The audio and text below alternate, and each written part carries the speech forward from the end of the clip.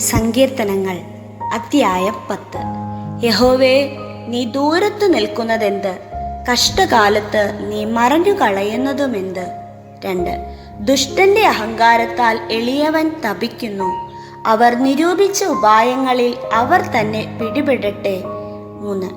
ദുഷ്ടൻ തന്റെ മനോരഥത്തിൽ പ്രശംസിക്കുന്നു. ദുരാഗ്രഹി യഹോവയെ ത്യജിച്ച് നിന്ദിക്കുന്നു. 4. ദുഷ്ടൻ ഉന്നത ഭാവത്തോടെ അവൻ ചോദിക്കയില്ല എന്ന് പറയുന്നു. ദൈവം ഇല്ല എന്നാകുന്നു അവന്റെ നിരൂപണമൊക്കെയും. 5. അവന്റെ വഴികൾ എല്ലായ്പ്പോഴും സഫലമാകുന്നു.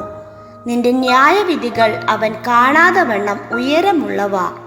തൻ്റെ സകല ശത്രുക്കളോടും അവൻ ചീറുന്നു. 6.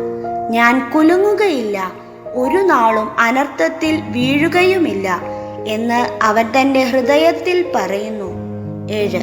അവൻ്റെ വായിൽ ശാപവും വ്യാജവും സാഹസവും നിറഞ്ഞിരിക്കുന്നു. അവൻ്റെ നാവിൻ കീഴിൽ ദോഷവും അതിക്രമവും ഇരിക്കുന്നു. 8. അവൻ ഗ്രാമങ്ങളുടെ ഒളിവുകളിൽ പതിയിരിക്കുന്നു. മറവിടങ്ങളിൽ വെച്ച് അവൻ കുറ്റമില്ലാത്തവനെ കൊല്ലുന്നു.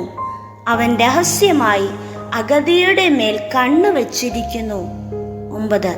സിംഹം മുറ്റുകാട്ടിൽ എന്ന പോലെ അവൻ മറവിടത്തിൽ പതുങ്ങുന്നു. എളിയവനെ പിടിപ്പാൻ അവൻ പതിയിരിക്കുന്നു. എളിയവനെ തൻ്റെ വലയിൽ ചാടിച്ചു പിടിക്കുന്നു. 10. അവൻ കുനിഞ്ഞു പതുങ്ങിക്കിടക്കുന്നു.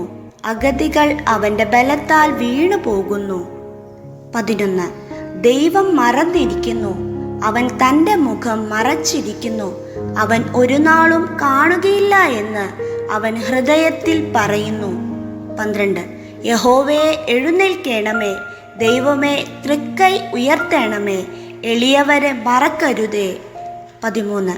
ദുഷ്ടൻ ദൈവത്തെ നിന്ദിക്കുന്നതും നീ ചോദിക്കയില്ല എന്ന് തൻ്റെ ഉള്ളിൽ പറയുന്നതും എന്തിന്?